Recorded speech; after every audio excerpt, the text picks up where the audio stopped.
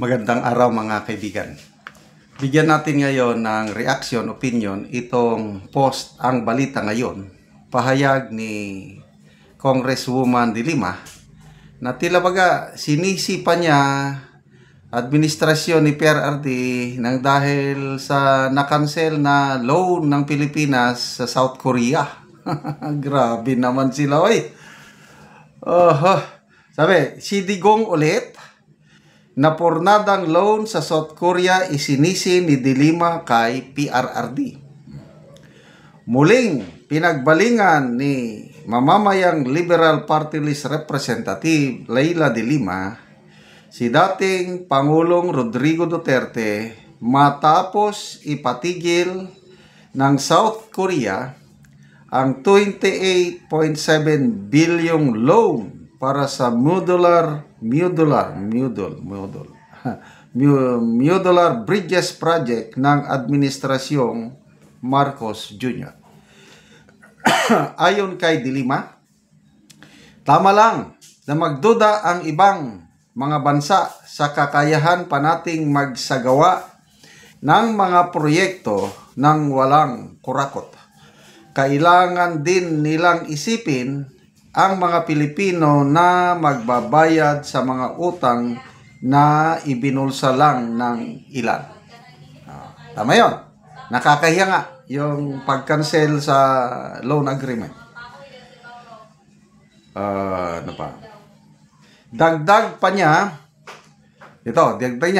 ito na yung sisi sa Duterte. 6.8 trillion pesos ang binabayaran natin na inutang ni Duterte kumpara sa 1.3 trillion pesos kay Pinoy. Tama ito. Kaya lang ipaliwanag natin mamaya. Nilapastangan ang Pilipinas noong panahon ni Duterte sa garapal na korupsyon sa flood control projects at COVID pandemic. Ang kanselasyon ng loan ay naganap sa gitna ng malawakang investigasyon sa bilyong-bilyong anomalya sa flood control projects na nakatali sa kasalukuyang administrasyon. Mismong si South Korean President Lee Jae-myung ang nagpaliwanag, substandard project with potential for corruption. Ano ngayon? Tatak, bagong lipunan, bagong Pilipinas. Ayon sa pahayag Han Kyure, mismong Ministry of Strategy and Finance ng Korea ang nagbabala sa poorly performing project ito at may mga corrupt individuals mula sa political at business circles ng Pilipinas na sangkot. Sa kabila nito, nilinaw ng Department of Finance, no such loan exists. Ano ba talaga? Malinaw na proyekto ni Marcos Jr. ang tinamaan at nahinto sa gitna ng malawakang investigasyon sa mga anomalya. Ngunit sa halip na tumuon sa kasalukuyang administrasyon, muling ibinunton ni De Lima ang sisi kay PRRD. Okay. Ako, intindihin ko na lang si Congresswoman De Lima. Talagang galit. Nandyan ang galit sa puso niya kay PRRD. So, maghanap talaga ng anggulo nga mapasama niya ang administrasyong Duterte. Okay. Totoo naman yun. Lumubo ang utang natin panahon ni Duterte. Nagkaroon tayo ng pandemic, nagkaroon pa tayo ng Marawi Seeds, nagkaroon tayo ng build. So, 6.8 trillion. To me, kitang-kita, may nagawa.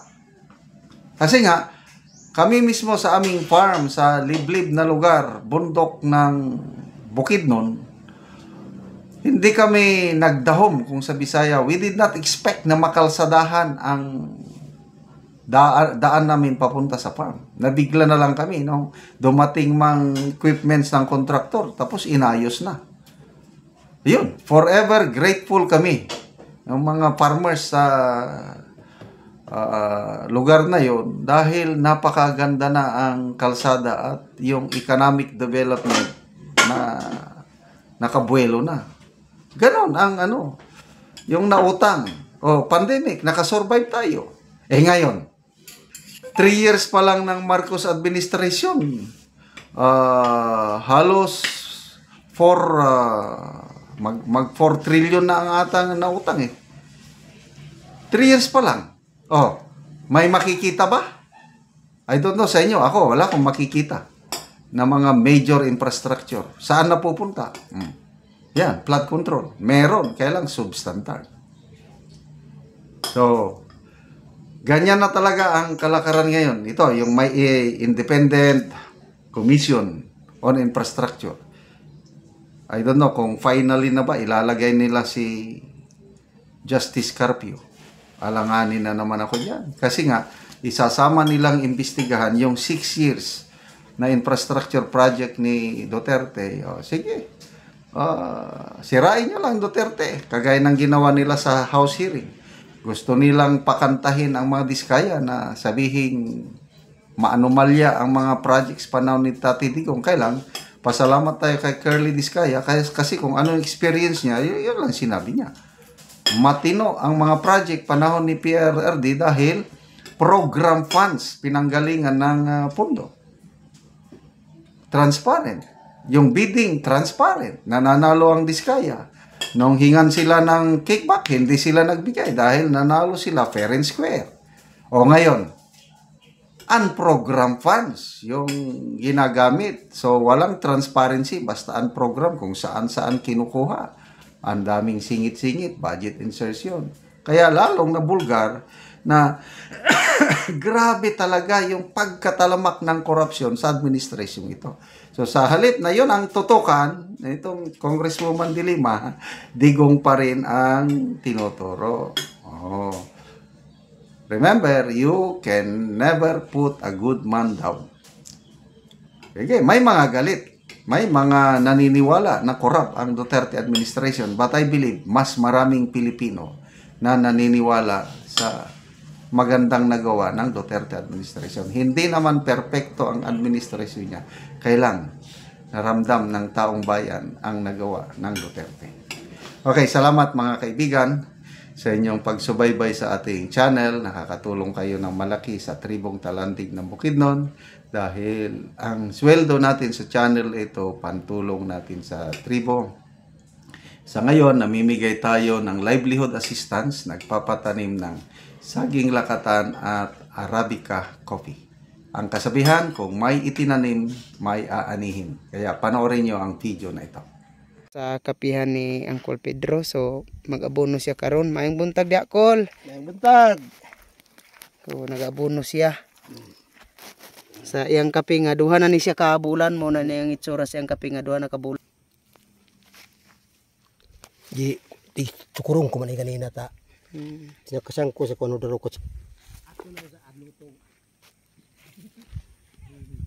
Bye ko. Pares ni pamigi to pang sabog.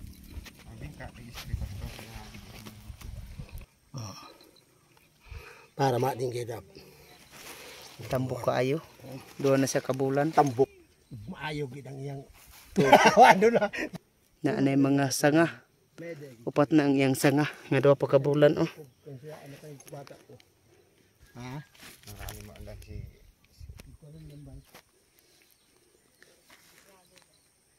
Kailan kat pastor kandang. Oh, kasiyan. Dusi. So kanak, bersih ko man. Wanda bay.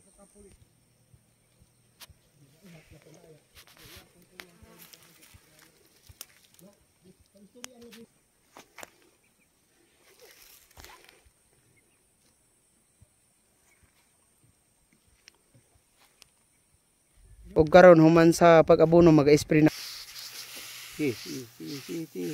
Nagatulog. Langoy kong gayud.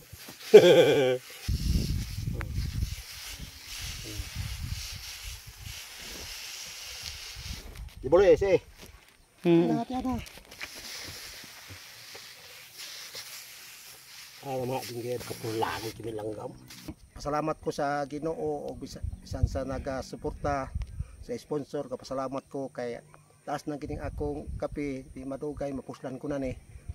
So dako gid akong pagpasalamat sa Dios o bisan sa sponsor. Salamat.